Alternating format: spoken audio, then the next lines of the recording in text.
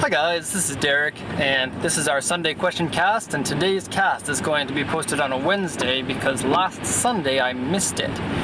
And I missed it because last week was probably the biggest rain of all of our rainy season here in Japan, and it was coming down like crazy. And when it's that wet, I'm not going to go to the port and do my regular reportings.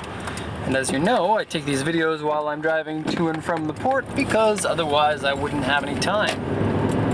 And so, it's the next week after that. I usually record these on a Wednesday or Thursday or Friday and then post them on a Sunday. This one I'm going to record on Wednesday and I'm going to post it on a Wednesday to make up for the one that was missed. And that means that we won't have a week's worth of questions for the next cast. And that means that I'm going to rely on everybody who's watching this one to think of some sort of question to post it, because I'm going to record the next one either tomorrow or the next day. And so if you can think of anything, crazy question, good question, stupid question, it doesn't matter. I'm going to answer them, and I need everybody to kind of pitch in for that. Otherwise, I'm going to make up my own questions, I guess. Okay, so we'll jump right into it. Now, I just wanted to mention, I think I might have a question about it, but some of these casts have been cutting off at the end because my camera really doesn't like videos that are 25 minutes or longer. Officially, the camera can shoot up to 30 minutes, but then the camera kind of gets tired of watching me, I guess, and just stops recording every once in a while. And usually I don't, I should, but usually I don't check the end of the video before I post it, and so I just post these videos that cut off at the end, and this is annoying for everyone, including myself. And so I've got fewer questions this time than usual and going to try to get it done in about 15 to 20 minutes. So we'll see how that goes. Confirmation 7 says, "Hi Derek, if someone poses a loaded question, could that warrant a more in-depth Wednesday video of its own?" Okay, I don't do Wednesday videos anymore because I found it too stressful to come up with a new topic every Wednesday, but I am doing regular posts at least once a week of just kind of ideas that I have on the top of my head, and that way there's no pressure, so I don't feel like I'm, agreeing to something, and if I can't think of a topic, then I don't have to put together something hastily and just make a stupid video. But yes, if somebody asks a question and it's a difficult question to answer in, 1 or 2 minutes that the regular question cast questions are answered in, then certainly you can ask it, and it will be on my mind if it's something that a lot of people want to know. If you want it specifically to be like a longer answer, or if it is a highly detailed question, then feel free to recommend that. Just say in the video, look, I know this is a difficult question to answer right away, or very, it might take a long time to explain it, and so maybe do a special video just of this one. And I'll think about it. It really depends. I don't put a lot of, I know this sounds funny because I've got my own channel doing this, and this is what I do on the channel, but I don't put a lot of thought into these videos. It's all off the top of my head. There's no planning whatsoever. Otherwise these videos wouldn't exist. And so, it's basically, as long as the questions are something that I can answer without researching, should be fine for the longer questions. Utopia 2030 says, "Hi Derek, are the cars from this particular dealer, www.gtnet.co.jp, any good? If you heard of it before, please advise." Okay, JT, is that what I said? GTNet is the name of this dealer. I've never bought a car from that dealer. And without buying cars from dealers, it's difficult for me to tell the reputation of them. Because we're an exporter, I check the other exporters and see what they're doing. It's pretty necessary for this line of work to understand what my competition is doing and whatnot. But dealers aren't really my direct competition. My competition is auction agents, because that's what we basically do. People buy through us from the auctions. I very rarely buy through the dealers because I don't like buying from dealers. Dealers have incentive to lie, and dealers around the world, not only in Japan, but around the world, have an incentive to not tell you the whole story of the car. And there's a Nurspec 2 that just drove by, R34 GTR. Awesome. I think they only made 1,000 of those.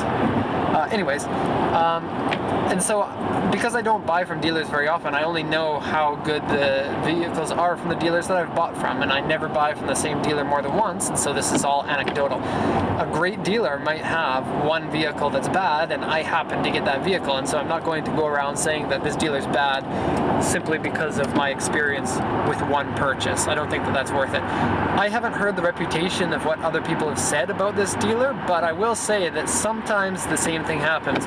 Somebody will buy a car from a dealer and they get one car and it's a bad car, and then they paint that dealer as a bad dealer because of that one experience. And so I think be careful when you're checking the online reviews. If somebody says a company is bad or a dealer is bad, then take it with a grain of salt. You know, it might not be the entire story, and they might have great cars. That being said, dealers are more expensive than auction purchases, and there's less information about the car in most cases. And the dealer, well, less information. Let me just explain this a little bit further. Usually from a dealer, you'll get more pictures, but the dealer won't tell you all the nasty things about the car unless you ask them, and sometimes they won't even tell you. And so it's different information that you get. And pictures are not a good way to buy a car, because pictures can hide dents, scratches, mechanical problems, rust. The people taking the pictures can just crop out the areas that they don't want to show. And so you don't get good information just from the pictures. Senator Steve says, wait, so McDonald's hamburgers are only 81 cents American? Yeah, one of my videos I pulled into the McDonald's when I usually I eat lunch at my home, because my office is only a 30-second walk from my home, and I go home and my lovely wife cooks me a lunch or makes me sandwiches or something. But when I'm very busy, which happens maybe every port day, 2 or 3 times per week, then I pick up something on the go. And because I'm busy and I need something I can eat while I'm driving, I go to McDonald's probably more than I should. And so McDonald's hamburgers are 100 yen, which is about 80 cents American. Yeah, I don't know if that's really fun to know. The milkshakes are 200 yen. Cheeseburgers are 150 yen.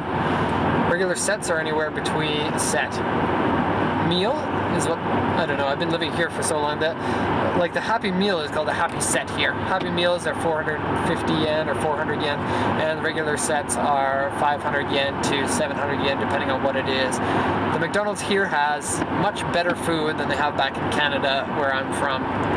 The people who work there put more effort into their work than the people who work there in Canada.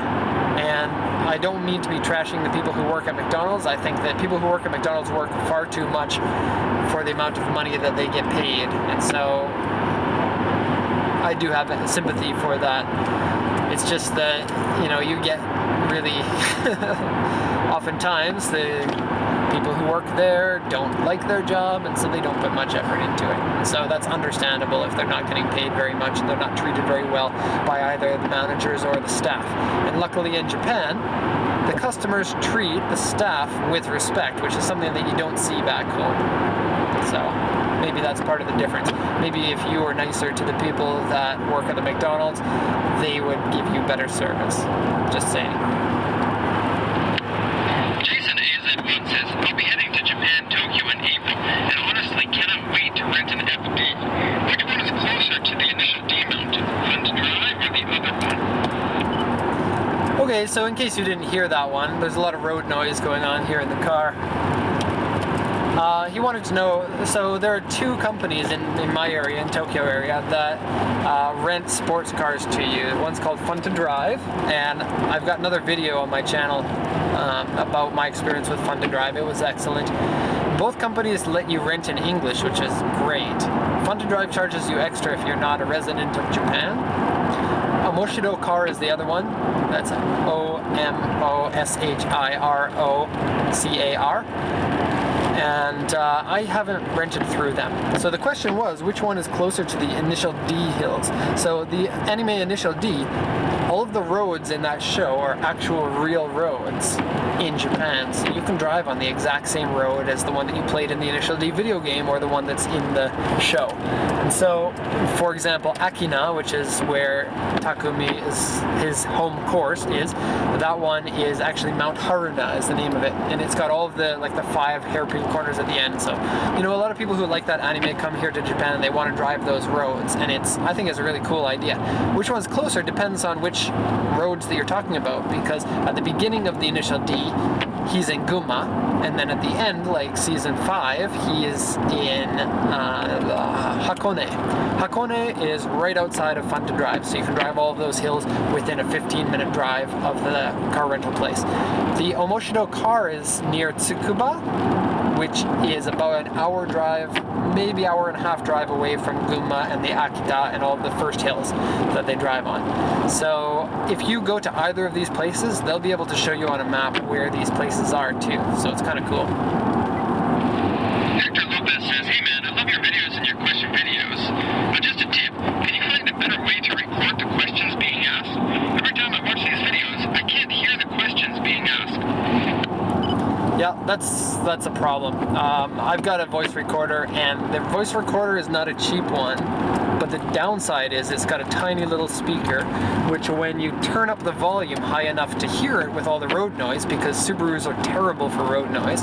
They're made out of tin cans with low insulation, and that's why they're lightweight and fun to drive. So there's a trade-off there. And unfortunately, I've got some tires which are known to be noisy tires on here. They are Achilles brand, which they came with the car. They weren't my choice.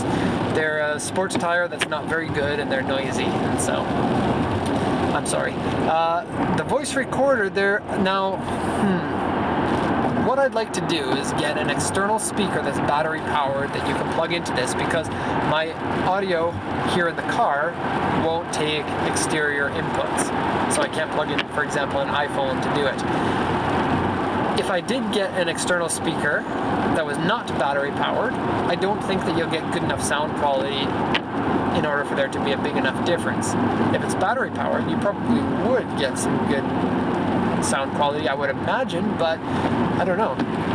Now, I searched last week on Amazon Japan, and looked for one, but I couldn't find any. There are a lot of Bluetooth ones, because everybody's got iPhones these days, but the voice recorder doesn't work with Bluetooth.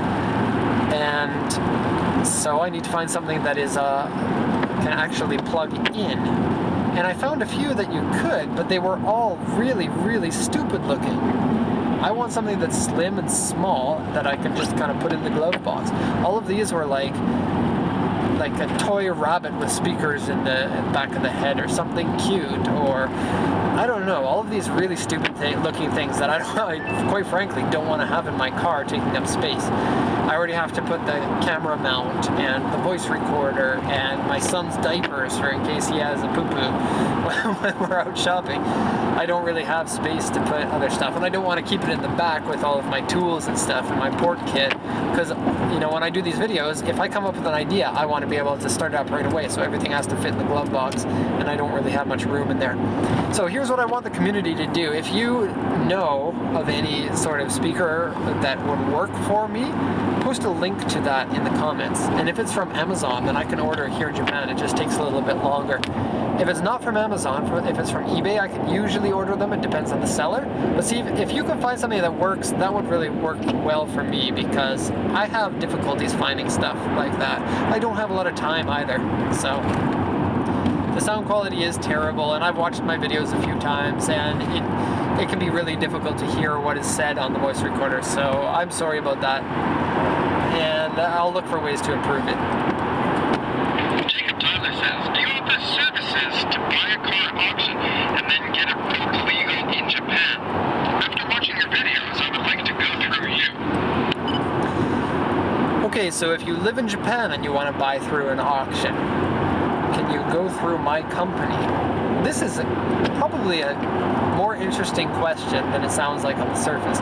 The answer is no, but the reason why is quite interesting.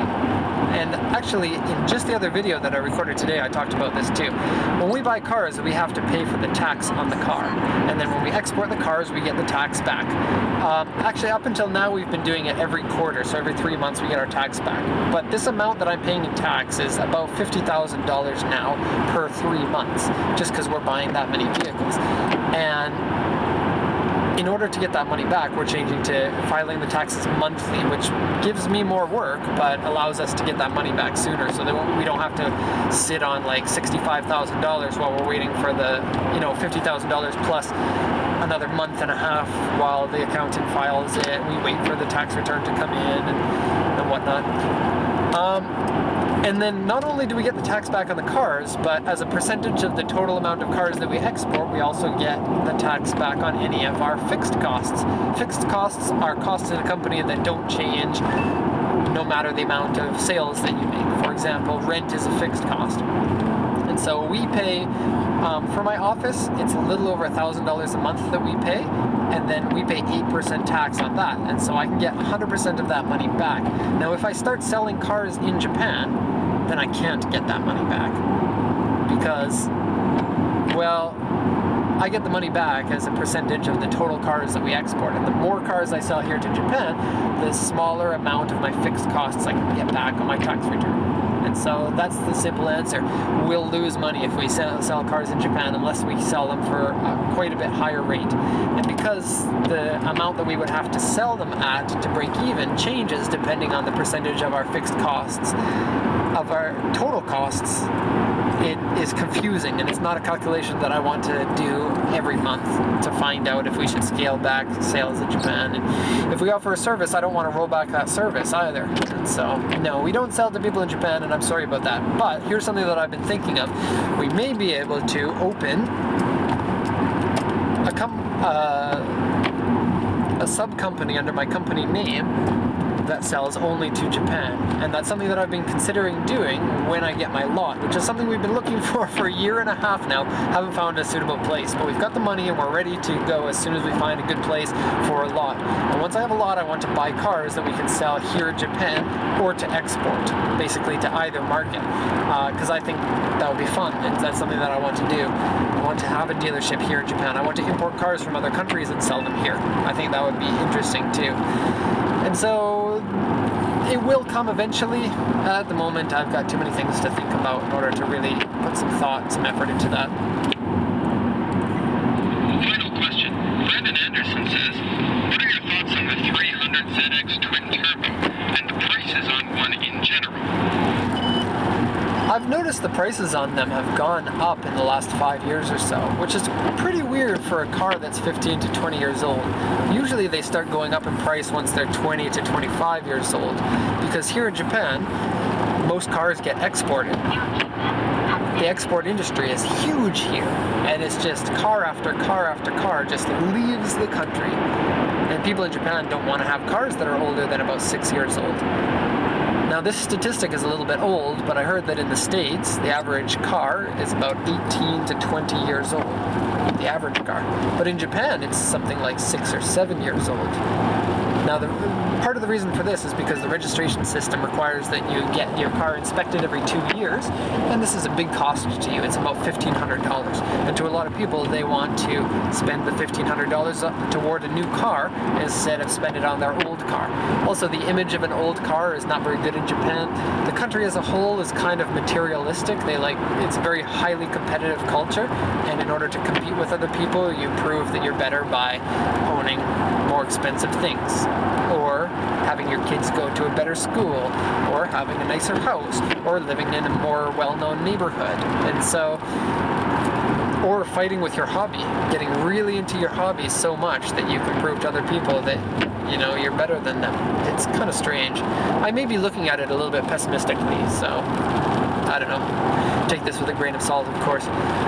And so, anyways, for various reasons, the cars here in Japan all get exported, and there are very few older cars in the market. You actually pay 15% more for a car that's 13 years old for your registration every 2 years, and your road tax, I believe. And so that's kind of interesting. I pay that extra on my car, because my car's 16 years old now. And so the fair ladies have gone up in price. Let me get back to the question here. The fair ladies have gone up in price. I don't really know why that is. For many, many years, they were known as kind of the ugly stepchild. When they first came out, it was a big deal. This was the fastest car in terms of top speed that Japan had ever produced up to that time. It was a pretty big deal. 280 horsepower. The fair ladies are sleek looking, they're low, they're wide. I think they're a GC engine, which is a 3-liter V6 twin turbo. And they never really caught on with the people who like the cars that are about 5 to 10 to 15 years old. All those people preferred the Skylines. Because, you know, if you're a Nissan guy, the Skyline is king, but the fair lady kind of lags behind. And so, yeah, because of this, the price was really, really low, and then now they're getting more expensive. It still has the problems of I guess, I'm not very good at explaining this, am I? So the fair lady, part of the reason why people like the Skyline over the fair lady is because the engine is notoriously difficult to access and to work on and to modify and to tune. And so the aftermarket community didn't jump on it the same way that it did the RB20, RB25, or RB26 engines. And so it also, like for the amateur racing person, it's difficult to work on. It's, you know, and people are tinkering with their cars on the side of the track. It's not as easy as a Skyline, which gives you all of that room inside the engine bay as well. It's also a complicated car. It's fairly heavy for what it is. Okay, so what do I think of it? I think the styling is fantastic. I think that it has aged very well. For a 1989 car, it's really cool looking. You can import them to the US now, so they're starting to go up in price a little bit because of that. But I noticed it even before they were importable, and even on the ones that are not quite 25 years old yet. The mechanics of them, I guess, are okay. I don't really mind the fact that they're not tunable that much. 280 horsepower twin turbo is enough for me. They've got 4-wheel steering, which is something I don't necessarily like in most cars. It feels unnatural when you go around corners. Same reason, you know, you notice this in Skylines and Silvias as well, because Nissan loved their 4-wheel steering. But not everybody doesn't like that. You know, some people like that, and you can turn really sharply in them, which is, you know, it's something that if you live in Japan is a big deal, because the roads here are really tight and parking lots are often really tight. A lot of times you have to do 2 or 3 point turns to get to the parking spot. And so, interior, I think they're not bad. You know, I think overall the car is basically a 7 out of 10 in terms of what I like in a car. Not too bad, not too good. Good looking car, for sure. I don't really know what else to say. This is the part, like, when I'm doing these casts, this is the part where it would be nice to have somebody else to talk to kind of get their opinion and then bounce ideas off of, because, I don't know, sometimes I